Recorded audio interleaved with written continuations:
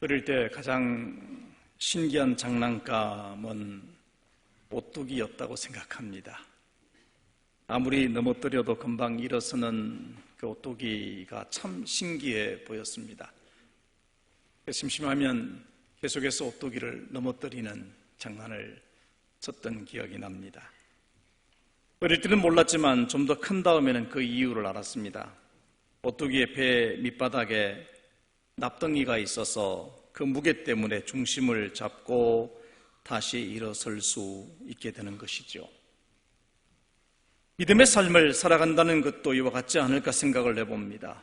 세상의 유혹과 어려움 속에서도 믿음의 삶을 끝까지 지켜낸다거나 힘들고 어려운 중에서도 어린 생명들을 믿음으로 가르치는 일을 계속할 수 있는 것은 넘어지는 우리를 다시금 일으켜 세워주고 우리를 붙잡아주는 그 무엇이 있어야만 가능한 일입니다.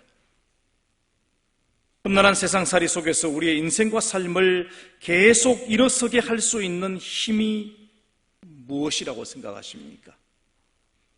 잠시 있다가 사라져 버리는 그런 것이 아니라 끝까지 내 인생을 버티게 해주는 힘이 무엇입니까? 사람들은 권력이나 돈이나 지식 같은 것들이 인생의 버팀목이 될 것으로 생각을 해서 그것을 얻으려고 달려갑니다. 그러나 사실 실제로는 그렇지 못합니다. 왜냐하면 권력이나 돈이나 지식이라고 하는 이런 것들은 언제든지 변질될 수 있는 것들이기 때문입니다. 적어도 그리스도인들은 이 힘이 오직 하나님께로부터 온다고 고백합니다. 우리 중심에 예수 그리스도가 계시면 언제나 오뚜기처럼 일어설 수 있다고 고백하고 살아가는 것이지요. 오늘 말씀을 보면 우리를 향해서 힘을 내라 라고 하는 그런 권면의 말씀이 담겨져 있습니다. 첫 번째로 내 손을 늘어뜨리지 말라 이렇게 말씀을 하고 있습니다. 스바냐 선지자가 오늘 말씀을 전하고 있는 그 상황은 매우 중요합니다. 요시야가 왕이 되어서 통치를 시작할 그런 시점의 상황이라고 할 수 있습니다. 그때가 언제냐라고 하면 여러분 요시야 왕의 할아버지가 므낫세시고 그의 아버지가 아몬인데 이 두 사람은 우상 숭배를 엄청나게 했던 사람들입니다. 정치적으로 또 종교적으로 도덕적으로 부정과 부패와 정말 모든 악한 일들을 다 행했던 왕들이 요시야의 할아버지인 므낫셋과 또 그리고 아버지인 아몬이었습니다. 여러분 이들이 어떤 일을 했냐면 예루살렘 성전 안에 태양신과 바알 신전을 세웠습니다. 우상 숭배와 음란한 문화가 가득하게 만들었고 게다가 백성들은 한결같이 가난과 혼란 속에서 낙심과 절망으로 가득 차도록 만들어 버렸습니다. 이제 새로운 왕이 등극을 했습니다. 그런데 문제는 이 새로운 왕의 나이입니다. 겨우 8살밖에 안 된 왕이 등극하게 된 것이지요. 그렇지 않아도 정말 굉장히 염려 속에 있던 백성들인데 이 어린 왕에게 나라와 자신의 운명을 맡긴다는 것이 마음에 차지 않았습니다. 두려웠습니다. 걱정이 가득한 상황이죠. 바로 이때 하나님께서는 스바냐 선지자를 부르시고 그 백성들에게 새로운 희망의 메시지를 주고 있는 것입니다. 하나님은 구원을 약속하십니다. 밝아오는 구원을 바라보고 기뻐하라고 말씀하시고 오히려 노래하라고 하시고 기죽지 말고 힘을 내라고 말씀을 하고 있습니다. 본문 16절을 한번 보십시오. 그날에 사람이 예루살렘에 이르기를 두려워하지 말라. 시온아 내 손을 늘어뜨리지 말라. 이 공동 번역 성경을 보니까 이렇게 번역을 해 두었더라고요. 그날이 오면 예루살렘에 이렇게 일러 주어라. 시온아 두려워 마라. 기운을 내어라. 이 지금 절망하고 있는 이 백성들을 향해서 스바냐 선지자는 하나님의 말씀을 전하고 있는데 뭐라고 말하냐면 기운 내라. 힘을 내라. 이렇게 지금 말씀을 하고 있습니다. 여기서 말하는 시온이란 유다를 의미하고 예루살렘 성전을 의미했으며 메시아 희망을 포기하지 않고 살았던 믿음의 백성들을 의미하는 것입니다. 바로 그런 시온을 향해서 시온아 두려워 말라 기운을 내어라. 여러분 오늘 우리에게 주시는 말씀으로 읽는다면 성도들이여 두려워하지 말고 힘을 내십시오 라고 하는 말과 다르지 않습니다. 스바냐가 전하고 있는 이 희망의 메시지는 13절에 의하면 이스라엘의 남은 자들에게 주시는 약속의 말씀입니다. 남은 자들, 아까 말씀드린 것처럼 정치적으로 또 도덕적으로 경제적으로 정말 이 어려운 부패 상황 속에서도 끝까지 믿음의 정절을 지키고 남아있는 사람들, 모든 사람들이 신앙을 버리고 절망에 빠져 살던 그때에도 오직 하나님을 바라보고 믿음을 지키며 희망의 끈을 놓지 않았던 그 남은 자들, 그들을 향해서 지금 힘을 내라고 말씀하고 있는 것입니다. 하나님은 언제나 남은 자들을 두시고 그들을 통해서 새로운 역사를 이루어 가십니다. 가장 위대한 하나님의 선지자였던 엘리야가 갈멜산 위에서 우상 숭배자들과 한판 대결을 벌입니다. 하나님께서 내리신 하늘의 불을 통해서 이방 선지자를 이겨냈지만 그 장면을 보고서도 백성들은 여전히 하나님께로 돌아오지 않았습니다. 엘리야의 표현대로 한다면 너희는 언제까지 이 하나님과 이 바알 신 사이에서 머뭇거리겠느냐. 그들은 지금 머뭇거리고 있는 것입니다. 그러면서 엘리야는 낙심에 빠졌습니다. 하나님 이제 제 할 일은 다 했습니다. 저도 이제 하나님이 데려가 주시면 좋겠습니다. 그리고 기도를 했습니다. 그런 엘리야를 향한 하나님의 응답이 무엇인지 아십니까? 이렇게 대답을 하십니다. 그러나 내가 이스라엘 가운데 7,000명을 남기리니 다 바알에게 무릎을 꿇지 아니하고 다 바알에게 입맞추지 아니한 자니라. 무슨 말입니까? 너는 너 혼자가 아니다. 결코 혼자가 아니다. 남은 자가 있다. 이렇게 말씀을 하고 있습니다. 여러분 끝까지 믿음을 지키고 있는 이 남은 자들을 향해서 하나님은 이렇게 말씀을 하십니다. 14절을 보십시오. 시온에 따라 노래할지어다. 이스라엘아 기쁘게 부를지어다. 예루살렘 따라 전심으로 기뻐하며 즐거워할지어다. 절망하거나 낙심하지 말고 오히려 노래하며 기뻐하며 즐거워하라. 이렇게 말씀하고 있습니다. 사랑하는 여러분, 세상이 아무리 힘들고 어려워도 우리 마음을 낙심하게 하는 일들이 많아도 믿음의 삶을 멈추어서는 안 됩니다. 기도를 멈추거나 내가 맡은 사역을 멈추어서는 안 됩니다. 여러분 자전거 타보셨죠? 2바퀴로 가는 자전거가 가장 안전할 때가 언제입니까? 달리고 있을 때가 가장 안전합니다. 멈추면 넘어집니다. 우리 믿음이 그와 같습니다. 하나님 앞에서 감당하는 사역, 우리 믿음의 삶, 여러분 계속 달리고 있을 때 가장 안전한 것입니다. 조금 더 기운을 내시기 바랍니다. 그러다 보면 우리가 가야 할 길을 가게 될 것이고 우리를 위해 준비해 놓으신 하나님의 은혜를 경험하게 될 줄로 믿습니다. 두 번째로 우리가 힘을 낼 수 있는 이유가 무엇입니까? 무엇 때문에 우리는 힘을 내고 살아갈 수 있느냐라고 하는 것입니다. 하나님께서는 아픈 백성을 치유하기 위해 찾아오시는 여러 가지 모습으로 나타나고 있습니다. 본문 15절을 보면 하나님은 왕으로서 그 백성들 앞에 나타나십니다. 그래서 그분은 사면권을 행사하셔서 우리의 죄를 용서해 주시고 적을 쫓아내 주신다고 말씀을 합니다. 15절을 다시 한번 보십시오. 여호와가 내 형벌을 제거하였고 내 원수를 쫓아냈으며 이스라엘 왕 여호와가 내 가운데 계시니 내가 다시는 화를 당할까 두려워하지 아니할 것이라.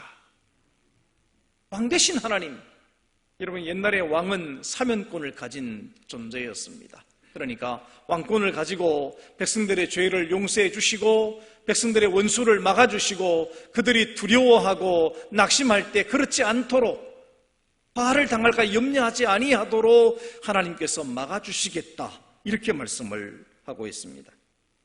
그리고 16절에서 이렇게 용기를 주십니다. 그날에 사람이 예루살렘에 이르기를 두려워하지 말라. 시온아 내 손을 늘어뜨리지 말라. 한마디로 말하면 어깨를 늘어뜨리고 그렇게 있지 말고 기운을 내라, 이렇게 말씀을 하고 있습니다. 그리고 17절을 보시면 하나님은 더욱 다정한 모습으로 찾아오셔서 말씀하십니다. 너의 하나님 여호와가 너의 가운데 계시니 그는 구원을 베푸실 전능자이시라. 그가 너로 말미암아 기쁨을 이기지 못하시며 너를 잠잠히 사랑하시며 너로 말미암아 즐거이 부르며 기뻐하시리라 하리라. 여러분, 얼마나 놀라운 위로와 용기의 말씀입니까? 얼마나 달콤한 사랑의 고백입니까? 우리가 힘을 낼 수 있는 이유를 다시 한번 살펴보십시다. 첫 번째로 하나님께서 우리의 죄를 용서해 주셨기 때문에 우리는 힘을 낼 수 있습니다. 15절을 보면 그 앞에 이렇게 시작을 합니다. 여호와가 내 형벌을 제거하였고 라고 했습니다. 하나님께서 이 백성의 죄를 용서해 주셨기 때문에 절망할 필요가 없다는 것입니다. 이미 므낫세와 아몬이 지은 많은 죄들이 있지만 그 죄를 하나님이 갚지 않으시고 용서해 주시겠다라고 하는 그런 약속입니다. 여러분, 우리가 세상을 살아가면서 때때로 우리 마음이 위축되고 움츠려지는 이유가 여러 가지가 있습니다. 그러나 그 중에서 가장 큰 이유가 있다면 우리를 지배하고 있는 죄의식입니다. 내가 하나님의 뜻대로 살지 못했고 내가 당연히 살아가야 할 삶의 모습을 갖지 못했으며 양심을 위반했다고 하는 이 죄의식이 우리를 괴롭힙니다. 그래서 고난이 있거나 질병이 다가오거나 어려움을 겪을 때 많은 분들이 그런 이야기를 하죠. 내가 하나님 앞에 죄가 많아서 이 고통과 고난을 겪는다, 이런 생각을 합니다. 내가 하나님을 떠나서 형벌을 받는 것은 아닌가라고 하는 그런 생각에 빠집니다. 이것 때문에 우리는 좌절하게 되고 삶의 의욕과 용기를 상실하게 됩니다. 심지어 이 어려움이 돌이킬 수 없는 하나님의 심판과 형벌이 아닐까라고 하는 생각으로 우리는 낙심하게 되는 것입니다. 그런데 스바냐 선지자는 뭐라고 이야기하냐면 주의 자녀들에게 여호와가 내 형벌을 제거하였으니, 다시 말하면 내 죄를 용서해 주었으니 힘을 내라, 이렇게 말씀을 하고 있는 것입니다. 유명한 소설가이죠. 해밍웨이, 그의 단편집 가운데 새 속의 신전이라고 하는 작은 책이 있습니다. 이 책의 배경은 스페인입니다. 이 소설 속에 등장하는 한 아버지가 집을 나간 아들을 용서하고 화해하기로 결심을 합니다. 집을 나간 아들을 만나기 위해서 그는 신문에 광고를 냈습니다. 이렇게 냈어요. 파코야, 암흑의 날 화요일 정오에 몬타나 호텔에서 만나자. 다 용서했다, 아빠가. 그러고 나서 약속한 날 그 몬타나 호텔에 갔을 때 거기에는 놀라운 일이 생겼습니다. 파코라고 하는 이름을 가진 800명의 젊은이들이 그곳에서 각자의 아버지를 기다리고 있었다라고 하는 것이죠. 이게 무슨 말입니까? 해밍웨이는 자신을 포함해서 대부분의 사람들에게 용서의 은혜가 얼마나 절실하게 필요한가를 말하고 있는 것입니다. 여러분, 내가 용서받고 살고 있다, 내 죄가 용서받았다라고 하는 것은 엄청난 힘을 줍니다. 죄사함을 받은 사람에겐 자유가 있습니다.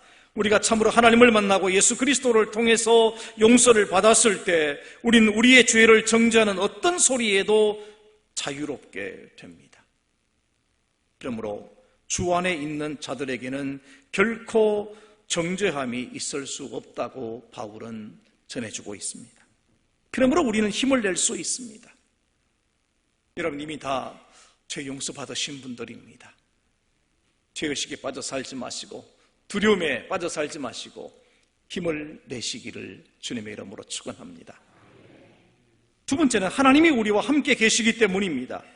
17절 상반절을 보면 이렇게 되어 있습니다. 너희 하나님 여호와가 너희 가운데 계시니 그는 구원을 베푸실 전능자이시라. 닥터집하고 노벨 문학상 수상 작품이죠. 그 마지막 장면이 인상적입니다. 장군과 타냐라고 하는 그 아가씨의 대화가 있습니다. 장군이 타냐에게 묻습니다. 너는 어떻게 아버지와 헤어지게 되었냐라고 말하니까 이 타냐가 말하기 싫은 모습을 보이면서 말합니다. 혁명 중에 길거리는 불바다가 되고 군중들이 요란한 소리로 복잡한 상황에서 아버지와 헤어졌습니다. 장군이 다시 물었어요. 정말 아버지와 어떻게 헤어졌어? 솔직히 한번 이야기해봐. 그러자 타냐가 이렇게 대답을 합니다.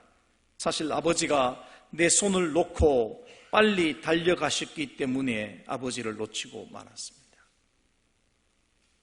아버지가 딸의 손을 붙잡고 도망을 치다가 딸의 손을 놓고 혼자 달려가는 바람에 헤어졌다는 말입니다. 이 말을 들은 장군은 타냐에게 이렇게 대답을 합니다. 내가 사실을 말해주마. 도망친 로마노프는 사실 너의 친아버지가 아니란다. 너의 아버지는 닥터 지바고야. 이렇게 이야기를 해줍니다. 그제서야 자신이 아버지를 놓친 그 이유를 타냐는 알게 된 것이죠. 여러분, 그가 정말 진짜 아버지였다면 어린아이가 위기에 처했는데 그 아이를 버리고 혼자 도망치는 아버지가 어디 있겠습니까? 안고 가든지 업고 가든지 아니면 같이 죽음의 자리에 들어가든지 그러겠지요. 여러분, 하나님은 여러분과 함께 계시는 분이고 여러분을 사랑하시는 분입니다. 우리의 참 아버지이시기 때문에 우리를 놓치지 않으시는 분이십니다. 하나님의 손은 힘이 있어서 우리를 붙들고 있는 하나님의 그 손에서 빼앗을 자가 능히 없다고 분명히 성경은 말씀합니다. 하나님은 우리의 육신의 아버지보다 더 큰 사랑을 가진 영원한 아버지이십니다. 육신의 아버지보다도 더 큰 사랑을 우리에게 보여주신 분이십니다. 주님은 세상을 떠나기 전에 이렇게 제자들에게 말씀을 하셨습니다.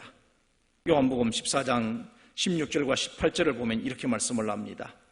내가 아버지께 구하겠으니 그가 또 다른 보혜사를 너희에게 주사 영원토록 너희와 함께 있게 하리니 내가 너희를 고아와 같이 버려두지 아니하고 너희에게로 오리라. 아멘. 우리를 고아처럼 버려두시는 분이 아니라고 분명히 지금 말씀하고 있지 않습니까? 에베네셀의 하나님, 지금 여기까지 우리를 도우신 하나님이시죠. 지금까지 보혜사로 함께 하신 하나님은 앞으로도 영원토록 우리와 함께 하실 줄로 믿습니다. 그러므로 우리는 힘을 낼 수 있습니다. 힘을 내시기를 주님의 이름으로 축원합니다. 세 번째는 하나님께서 우리를 사랑하시기 때문입니다. 17절 하반절을 보시면 그게 사랑의 고백이 나옵니다. 그가 너로 말미암아 기쁨을 이기지 못하시며 너를 잠잠히 사랑하시며 너로 말미암아 즐거이 부르며 기뻐하시리라 하리라. 무슨 말입니까? 하나님께서 우리를 보실 때, 여러분을 보실 때마다 가슴이 부풀어지고 따뜻한 연민과 애정을 느끼며 기뻐하신다는 것입니다. 하나님이 우리를 보시면서 가슴 설레이시면서 기쁨으로 가득 차신다는 거예요. 여기 지금 그가 너로 말미암아 그랬는데 이 너라는 말 대신에 여러분의 소중한 이름을 넣어도 의미가 달라지지 않습니다. 여러분은 언제 가슴이 뛰는 경험을 하십니까? 우리의 가슴을 뛰게 하는 것은 사랑하는 사람이 있을 때입니다. 사랑하는 연인을 볼 때 가슴이 뛰죠.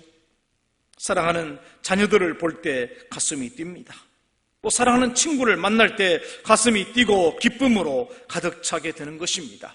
근데 하나님께서는 여러분들을 보시면서 그 뜨거운 사랑으로 인해서 가슴이 뛰고 기쁨이 차고 넘친다고 말씀을 하고 있습니다. 얼마나 놀라운 말씀입니까? 우리의 창조자여 주인이신 우리의 구원자 되신 하나님께서 우리를 보시면서 사랑한다고 말씀하시고 기쁘다고 말씀하십니다. 그 하나님께서 잠잠히 사랑하시는 분이 바로 저와 여러분이십니다. 하나님이 여러분을 보실 때마다 기쁨을 이기지 못하고 절거히 우리를 부르신다고 말씀합니다. 그런데 우리가 무엇 때문에 기가 죽어 세상을 살아갑니까? 하나님이 여러분의 얼굴을 볼 때마다 기쁨에 겨워서 춤을 추고 계신다고 성경은 말씀합니다. 우리가 즐겨 부르는 찬송이지만 여러분, 요즘 일반인들도 좋아하는 그런 복음송이 하나 있습니다. 그것은 당신은 사랑받기 위해 태어난 사람이라고 하는 찬양입니다. 이건 그냥 예수 믿지 않는 사람들도 다 좋아해요. 왜냐하면 그 가사 때문에 그렇습니다. 당신이 이 세상에 존재함으로 인해 우리에게 얼마나 큰 기쁨이 되는지, 당신은 사랑받기 위해 태어난 사람, 지금도 그 사랑 받고 있지요. 그렇습니다. 나는 사랑을 받고 있다. 여러분, 이 사실은 우리 인생을 살맛나게 하는 메시지가 아니겠습니까? 여러분, 하나님이 나와 함께 계시고 나를 사랑하고 계시는데 왜 우리 그리스도인들이 기가 죽어 살아야 합니까? 하나님이 당신을 사랑하고 계십니다. 여러분, 이 말은 그야말로 우리의 가슴을 뛰게 하는 말씀이 아니겠습니까? 이 사랑 때문에 초막이 궁궐보다 더 행복하게 되어지고, 이 사랑 때문에 지옥이 천국으로 변화됩니다. 여러분, 힘을 내시기 바랍니다. 여러분, 주변 사람들에게 여러분 그 생기 넘치는 얼굴을 좀 보여주십시오. 좀 서로에게 나는 예수 믿고 하나님과 동행하고 하나님의 사랑을 받기 때문에 정말 힘있게 살아간다고, 기쁘게 살아간다고 사람들에게 좀 보여주시기 바랍니다. 그래야 세상을 변화시키지 않겠습니까? 그래야 하나님의 자녀다운 삶이 되는 것이 아니겠습니까? 어느 예화집을 보다가 이런 이야기를 읽었습니다. 목포 어느 시골 마을에서 목회하는 목사님의 이야기입니다.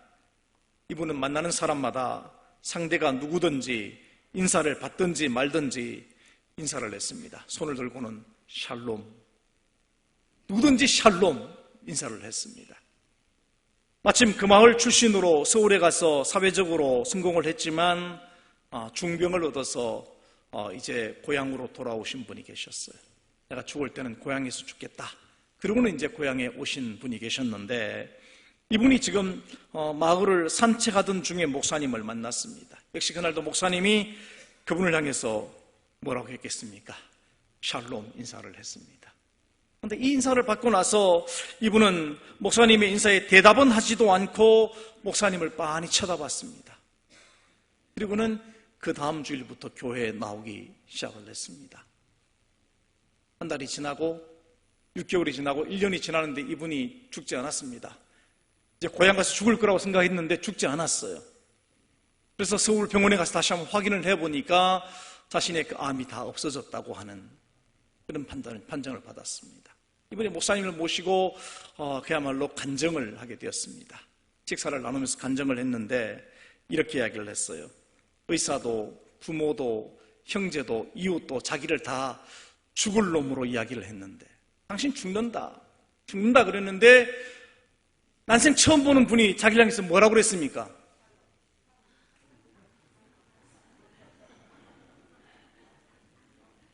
목사님은 샬롬 그랬는데 이 사람이 샬롬을 알겠습니까? 뭐라고 들었어요? 살롬이라 들은 거예요. 모든 사람들이 다 자기를 향해 죽는다고 이야기하는데 난생 처음 보는 이 사람이 자기를 향해서 살롬이라고 그러니까 내가 이분의 설교를 들어봐야 되겠다. 그러고는 교회 가서 예수 믿기 시작하고 변화된 거예요.